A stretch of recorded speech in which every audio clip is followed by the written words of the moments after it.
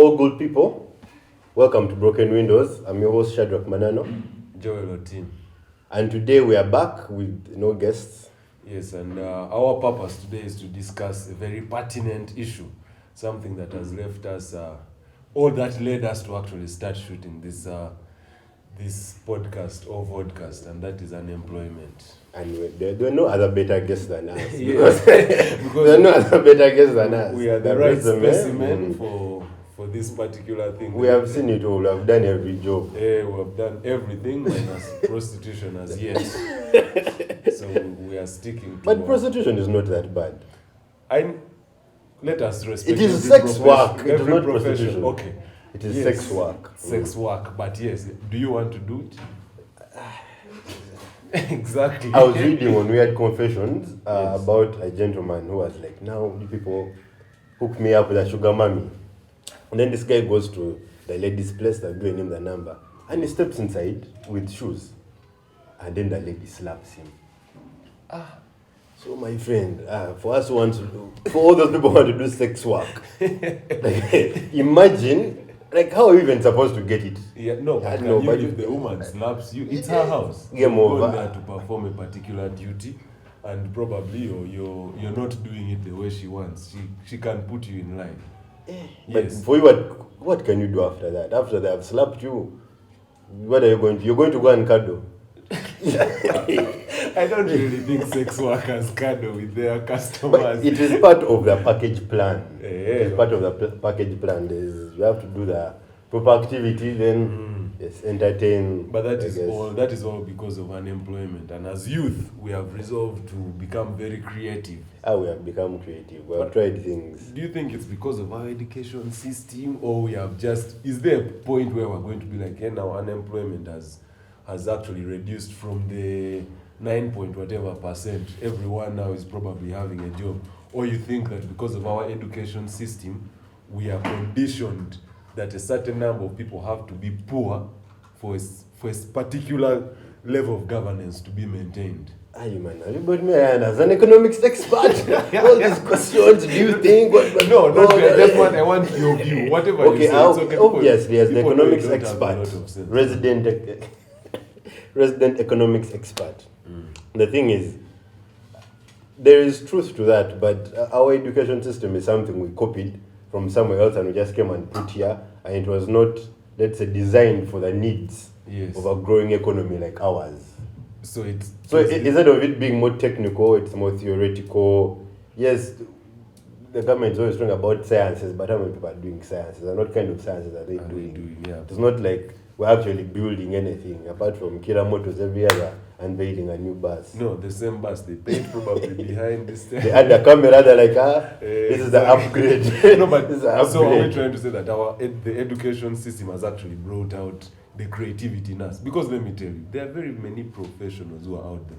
Nowadays, professions don't pay. Year in, year out, every time Museveni has to promise to increase doctors' salaries.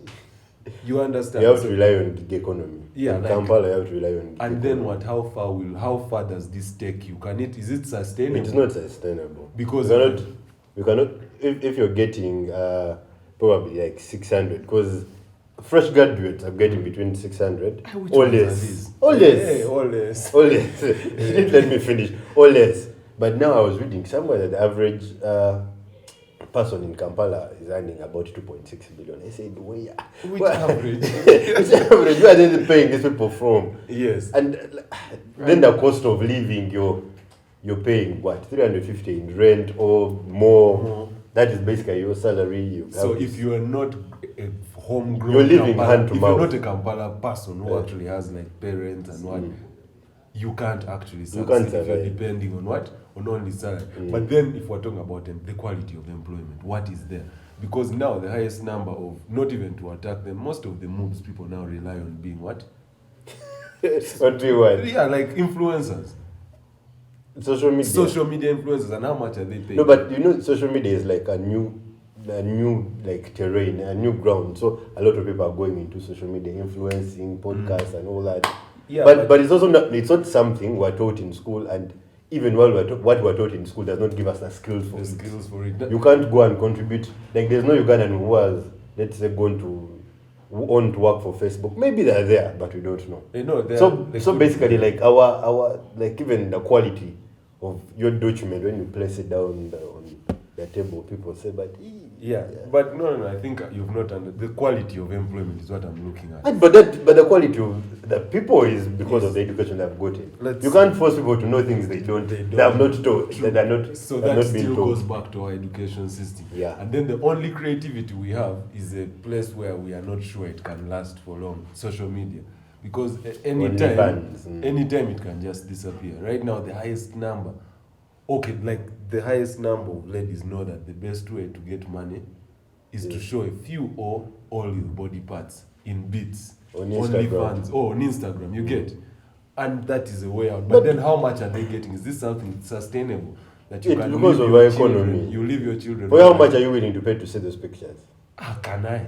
Then why are you asking? Exactly. How much are they getting paid? There are people who actually do pay them for that role. Exactly. So it really depends on the market. If the market is not willing to cash, the problem, I think, when I think about it, I actually agree with you. Our level of like creatives, what they are doing is not things that can employ people. You're not employing like, let's say 10 to 30 people so that you're solving the unemployment problem. My real problem with our country is the old people who go and hold all this money in their bank account and they never invest. At least start a porn production company. Start something. True. Start something. A production house. Then also, like, our country, does it really provide enough? Like, is the environment conducive for professional growth? Unless we know there's a time, this is now in our profession, where ULS wanted to, like Commonwealth, wanted to open market to allow lawyers to go and practice everywhere. Do you know that lawyers in Uganda were fearing because they know that when we allow Kenyans to come here, they are more vigilant. Probably the economy has exposed them to a lot of things and will still become unemployed. So it doesn't mean, I believe it doesn't just go on education. I feel like for a certain level of governance, there is a particular level of literacy that needs to that people actually have to have for that governance to actually manage in a country. So even if we go and say, you know what, let's change the curriculum and what, how many remove P1. They have removed nursery schools. That's going to solve all the unemployment issues. Exactly. Yes. And the irony is the person removing them did the course. But anyway. But also, maybe that's also another cause of unemployment. We push ourselves, we hurt ourselves, because you studied a course and then you go and remove the course when you have the power. Because even political science wanted to be scrapped off, and yet we know that the other people have actually studied political science only, and probably others. But when you look at unemployment, our percentages, like it's almost 10% of anyone between 18 and 30. And for Kenya, it's less. It's about 7%. When you start to look at the economics of it all, Kenya has more people. That means they should have a bigger unemployment problem. Yes. But as with less people, we have a big unemployment. How does that? Anyway, it is a frustrating topic. It's for us. For us, people, we can come here and cry. But again, gig economy is also punishing. But I don't think gig economy solves everything. I've seen tailors, like a tailor. He has been a tailor for 22 years, and you're like, what is I just your, set up a factory. Minus buying a new sewing machine probably after 4 years. You know, because that would show you a level of economy. And if we're only looking at Kampala, at least there is some hope probably within here, because in Kampala you can do anything. In Kampala you can do anything. But out there, I remember a colleague of mine was supposed to be sent money on mobile money, and they told him there is no float in a whole district of, let's say, probably presumptuously an amount of 1 point something. For 2 weeks. Which district was this? For 2 weeks, Bukedia.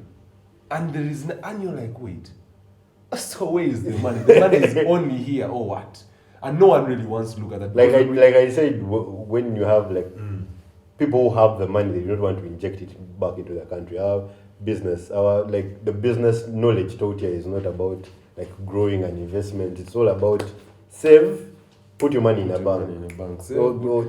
Buy a land, buy a house, it doesn't really translate that those things are going to be assets or they're actually things that are bringing you money And in return. we are even now being forced to save, but how many law firms are there that actually pay NSSF for their employees? Or medical what? Because like there's underemployment and then there like no reward. There are no benefits literally from anything. Nothing like medical insurance. Yes, I got it hit me sometime when I got an accident and everyone else pulled out their insurance thing and I'm just there. I have to, use. And you have to call your boss. I'm not coming to work on Monday because I'm in hospital. And you use. And then he says quick recovery. Yes, exactly. And you notice the percentage is actually low. That shows you probably we can call that the middle income earners now. The ones who can actually afford a mere basic thing like what? Medical insurance. But are the ones we consider middle income. But I think it's also like an issue with like our culture as a people. We're not very ambitious. The dream in Uganda is to have like a 2-bedroom apartment. That is it. That is it. It does not go beyond that. People want to own a house and land. That is not real ambition. That is just comfortable because it is achievable. But yes. If something is achievable, then it is not ambitious. True. But okay, let's say now you're there, you're creative, you've developed a business. What? No, first wait. What are the best jobs in Kampala? For me, I think the number one is first a photographer. Those guys make crazy amounts of money for birthday parties, for things, for corporations, and then maybe I don't know how you judge someone from Chikubo, but basically guys from like the professional field, like civil service. They earn the least. Of course, now businesses are the ones that, make sense. But then let's look at, because you can't just start a business as a youth in Kampala and you expect to succeed. So are these youth-run businesses, do they actually last? That is one. It always starts with like a WhatsApp status. You see someone, guys, support my hustle. Yeah, nowadays, then we fail to support, but even you guys also don't support people's hustles. Yeah. You guys, why don't you support people's hustles? Subscribe. Anyway, you see people's status. Guys have said like a clothing, like a boutique. But you see their prices and you're like. Nowadays, even boutiques, people no longer just start boutiques. The common business now around fresh graduates, baking, cakes. Every girl I know is baking something. Something either with contraband in it or not. So yeah, every girl. Sometimes someone posted on Twitter saying, "Hey guys, I need some. Do you know anyone who bakes cakes?" And I replied joking with her, "Any girl you know who is following you." And indeed, people posted, "Hey, by the way." And you're like, what? It is gig economy. It's gig economy. It's a gig economy. But I know that many paying gigs, even musicians. How much do musicians earn? How much do I should we also say that guys in the music business are unemployed? Because at least I know, but Bebe Cole is not unemployed. That one we know why he works from. But the rest, the guys were crying for Posho and the other guy who took a side mirror. Yes. Of a car. The musician. What was the musician? Anyway, yes. And slowly by slowly, people will start. Theft is like the only resolve now, because before even we look at that, do youth run businesses? Do they come out because of a necessity or it's an opportunity?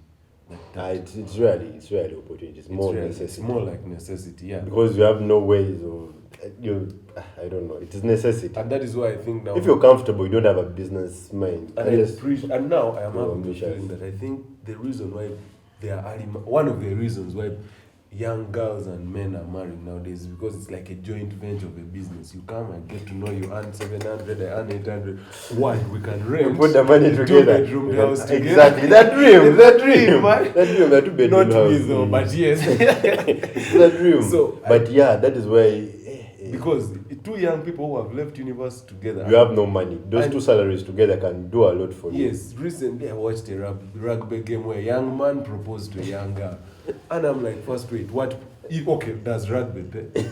Rugby does, oh my God, rugby does not pay. No, even our professional sports, in the sense of, like, football pays, but if these opportunities are only kept for the limited few have to make it to the top, then that thing doesn't pay. Yeah, it doesn't pay. Like, for something to say that this profession, for someone to say this profession pays, the least qualified of that profession need to be able to be, let's say, a minimum wage or something, have a way of surviving. For let's say doctors, we have to say that nurses on the minimum, the least they earn is maybe 800k. Yeah, you can say like medicine and what is a paying profession.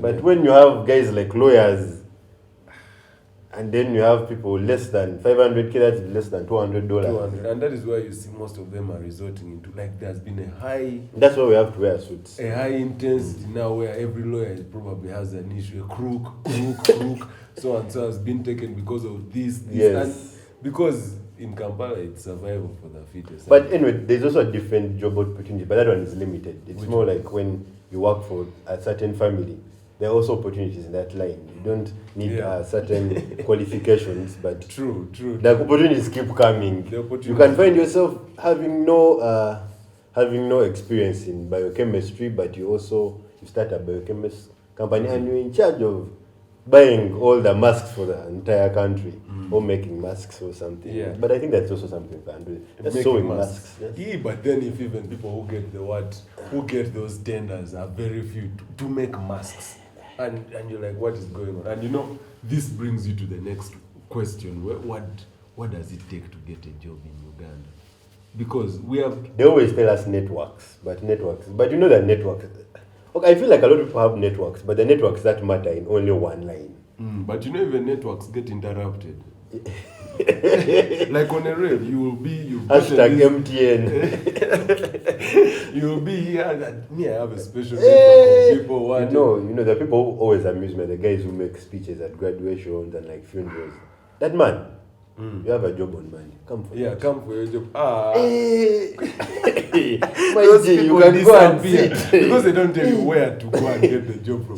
So exactly, the problem is not really connections. This is where the connections are. Yeah, where are the connections and who are these connections we are talking about? You get because they will connect you. How? Like that is why you see some people have to even get married that side.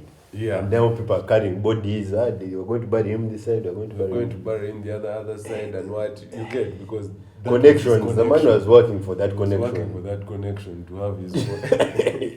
Yeah, but that is the unemployment situation. I don't think anyone can really say I'm gainfully employed because you have to be able to. If you stopped work, your salary at least has to be able to at least hold you for like a month or two while you're in transition. But now you can't. Yeah. And then also, let's also talk about employers. What have we had? Even the expatriate communities who have had complaints about them. Remember when this girl, what's her name, very talented singer, she made some accusations against the Belgian ambassador and whatever. And so and then there are also the Indians who we have had all the stereotypes about employment. True, when you're employed under like by an Indian and all, because I think but people always choose government. Not only because because of the benefits that are there. Yes, the salary can be low, but probably there's an NSSF assurance and there's pension, and then medical staff assurance also is also there. And then you don't also get to do your work, so yeah. So you don't get to do it. Just be like we're in government. That's why we work in government. In office. Because what are those guys doing? Networking. that is true. That's what took them there in the first place. So are there any suggestions?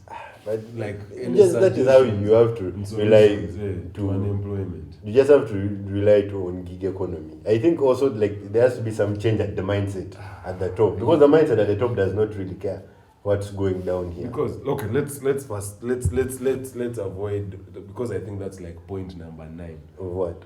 When gig economy. Gig economy comes as point, because we have said how long can a gig actually last you? Because even now government jobs are gigs. You will just they will just fire you very anytime soon. It's a wrap for you come in on Monday in a red shirt. Who are you to wear red? Who are you to wear?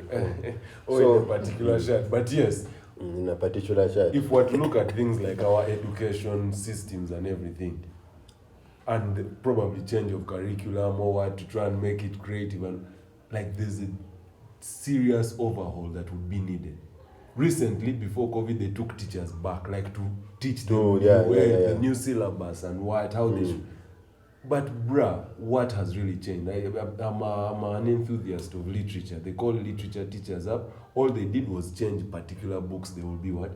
And you're like, wait, so how does this help us? And if one to even look at things like what we study certain things in our primary schools, like SST and what, and they don't really relate to current things you want to know as a child, because we're still studying about Kakungulu and praising him. These collaborators. Exactly. Collaborator. And our education gives these people so much, so much praise. Hey, he discovered this, he discovered this. Bruh. It messes with the mindset. If there's an overhaul, that would mean there will be they have to do like science, they have to do history, they have to do all these other things. Because people get done, even in these technical courses, someone finishes and then you're telling them there's a reskilling school. We want to reskill. That means what you're teaching them is not enough. So what have we done? If they are done with school, then you're reskilling. It's also like lawyers and LDC. Like if you've given someone a degree, then why do they have to again go through? So also, like it's just very complex. Our education system is not designed to meet a goal. It's just designed to. But I think when you talk about solutions, also, like I wonder if our Ministry of Finance has ever said something like the Ministry of Health, and then they say that this is our plan in 30 years. This is where our economy is going to so be. So we need people trained for this. But I think now when we discovered oil, they can't plan. They started mining it, then they started teaching people. Like I know, we didn't know this information about oil and all that, and you're like, so wait, we had no plan. We just was a shock. Like you realized. But that is how. But as in Uganda, it's also we also living in Uganda is like being in a gig. If you're born in a certain place or in a certain place, that can work for you. True. So I feel like the whole of Uganda is just gig economy. Even our ministers today, this guy trained as a minister of education. Tomorrow is overseeing security. Our minister of ICT has a diploma in Swasa, and you're like, so how are you going to? How we live and relate to It is hard to see some of those things. Our minister of Karamoja is doesn't. Our minister of maybe women affairs is a man.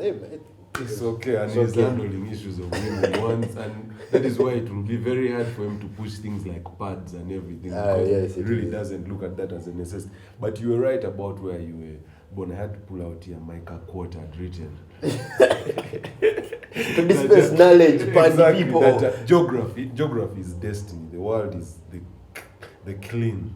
The clay. You know that thing they use for molding bricks and what it's called? Man, it's KILN, man.